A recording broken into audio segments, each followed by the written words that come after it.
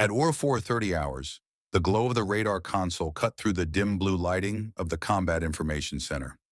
6 new contacts bloomed across the screen in perfect alignment, their vector lines converging directly across the USS George Washington's projected track. For a split second, the young petty officer on watch hesitated, his fingers hovering over the alarm button as his brain struggled to process what his eyes were seeing. This was no routine surface traffic, no fishing flotilla drifting too close. These were warships, moving with purpose, forming a deliberate barrier in international waters. Venezuelan naval vessels had placed themselves directly in the path of a United States nuclear-powered supercarrier. Somewhere deep in that hesitation was the instinctive understanding that history had just tilted. Within the next 90 seconds, every officer aboard the carrier strike group would be sprinting to battle stations, and the cold, unforgiving math of modern naval warfare would begin to assert itself. The alarm sounded, sharp and unmistakable, and the ship transitioned instantly from steady-state operations to full combat readiness. Across nearly 3 miles of steel decks and passageways, sailors moved with drilled precision. Watertight doors slammed shut. Weapon systems came online.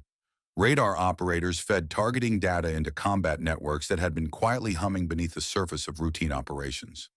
On the bridge, officers leaned over navigation displays, watching the Venezuelan formation solidify into a clear and intentional blockade. 6 Venezuelan vessels held the line in what military analysts would later describe as either an act of extraordinary bravado or catastrophic miscalculation. At the center of the formation was the frigate Almirante Brion, a 3,200-ton modified Lupo-class warship acquired from Italy in the 1980s, her hull aging but her silhouette still unmistakably martial.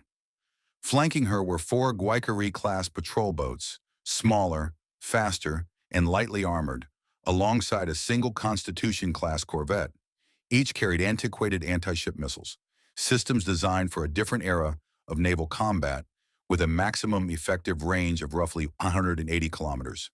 These ships had departed Puerto Cabello under explicit orders from Caracas: demonstrate national sovereignty, do not yield to American pressure under any circumstances. The commanders aboard those vessels understood the political importance of their mission. What they did not understand was the full scope of what they were facing. From their radar screens, the Venezuelan crews saw one enormous contact dominating the sea. What they could not see was everything else. The USS George Washington alone displaced more tonnage than Venezuela's entire operational surface fleet combined. She was not just a ship.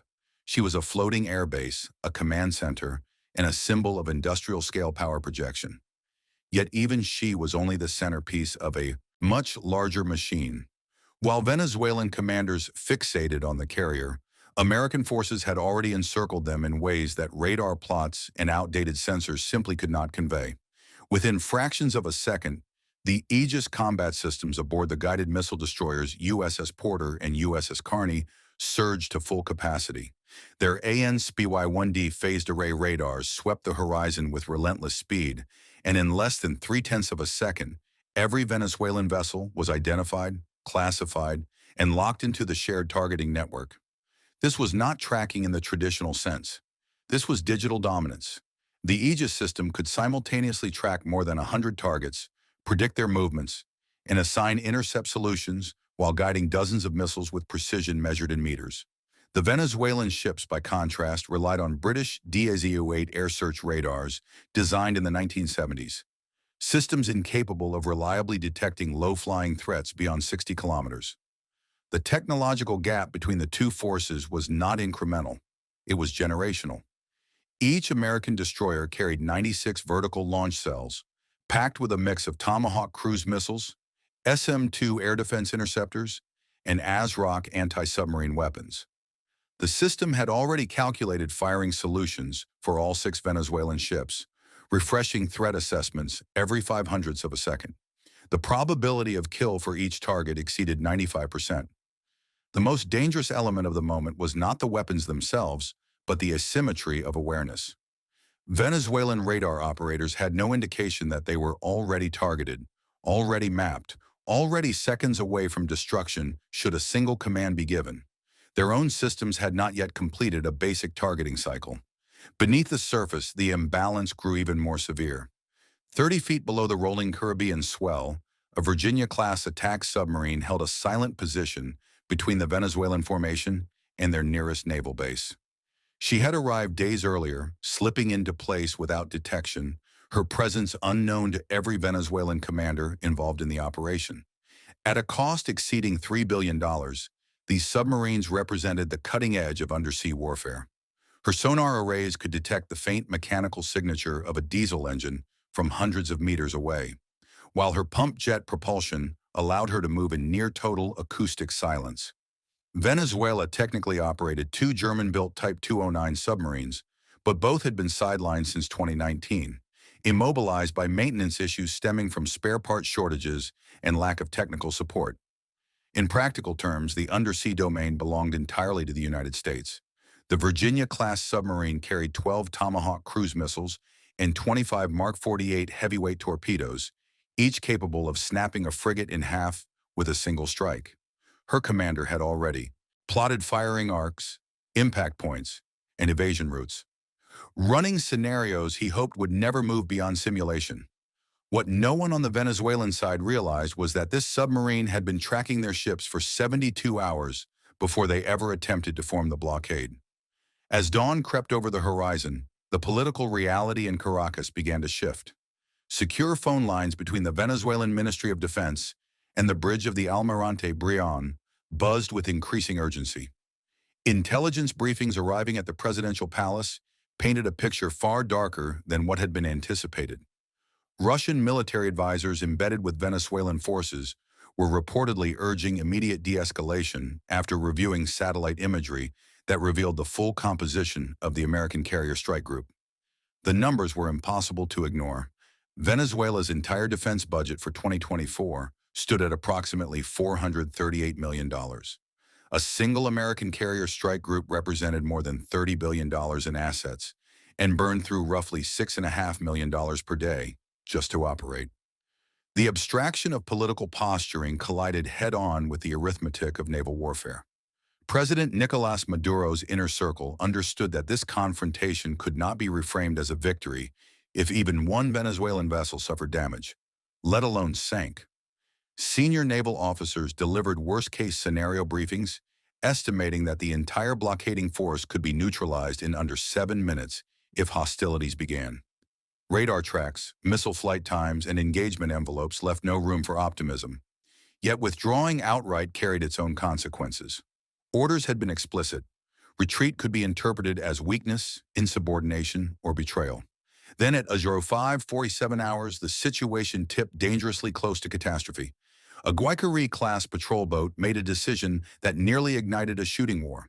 Her weapons officer activated the fire control radar, sweeping its focused beam across the USS George Washington. In naval warfare doctrine, this action is widely regarded as one step below pulling the trigger. It signals intent. It authorizes response. Within microseconds, American electronic warfare systems detected the emission. Automated countermeasures engaged instantly, and the USS Porter brought her own fire control systems online. In less than 8 seconds, missile locks were achieved on all 6 Venezuelan vessels, and threat data flooded the strike group's network. The carrier's defensive posture escalated to full alert. 4 FA-18 Super Hornets on deck alert were cleared for immediate launch, their pilots already strapped in, engines spooling. Combat Air Patrol aircraft overhead received weapons-free authorization pending confirmation of hostile intent. Fingers hovering just above trigger switches as they monitored the tactical frequency. The entire chain of events from radar activation to maximum readiness unfolded in 22 seconds. Those 22 seconds were the closest this confrontation came to open warfare. Somewhere aboard the Venezuelan patrol boat, a radar operator realized his mistake and powered down the system. The electromagnetic signature vanished. No missile was fired. No shot crossed the water. And yet neither nation's public would ever fully grasp how narrow the margin had been between restraint and destruction. Faced with an impossible dilemma, the Venezuelan commander aboard the Almirante Brion made a decision that likely saved his crew's lives. He hailed the USS George Washington on International Channel 16, his voice steady as he announced that his patrol mission had been successfully completed and that his formation would now return to port after demonstrating Venezuelan maritime sovereignty. The language was deliberate, carefully crafted to allow both sides to disengage without appearing to capitulate. The American response was measured and professional. The transit corridor was cleared. Later that evening, Venezuelan state television aired footage of their ships at sea, declaring a successful challenge against American aggression. In Washington, official reports noted simply that foreign vessels had cleared the carrier's path without incident. Intelligence intercepts later revealed the pressure bearing down on the Venezuelan commander, threatened with court-martial if he withdrew, yet equally doomed if his ships were damaged or lost. He had chosen political punishment over physical annihilation. The truth of the encounter existed somewhere between the competing narratives. Professional naval officers on both sides had prevented politicians from stumbling into a fight that would have lasted perhaps 11 minutes before Venezuela's surface fleet ceased to function as a coherent force. The USS George Washington continued her transit through international waters without firing a single shot. Her passage a silent demonstration that overwhelming power does not always need to speak through weapons. Sometimes the mere presence of that power is enough. This standoff sent a message that echoed far beyond the Caribbean. It reminded every regional navy that political theater on the open ocean carries a price, and that modern naval warfare is governed not by slogans or bravado, but by detection ranges, reaction times, and probabilities of kill. In the end, no wreckage marked the sea, no names were added to memorial walls, but the lesson was learned all the same.